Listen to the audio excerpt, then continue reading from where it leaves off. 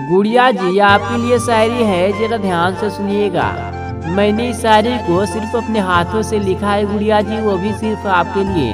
तो चलिए शायरी को स्टार्ट करते हैं। क्यों किसी से इतना प्यार हो जाता है कि गुड़िया जी, क्यों किसी से इतना प्यार हो जाता है, एक दिन का भी इंतजार दुश्वार हो जाता है। अपने भी लगने लगते हैं पराए, ये अपने भी लगने लगते हैं पराए, जब एक अजनबी पर इतवार हो जाता है।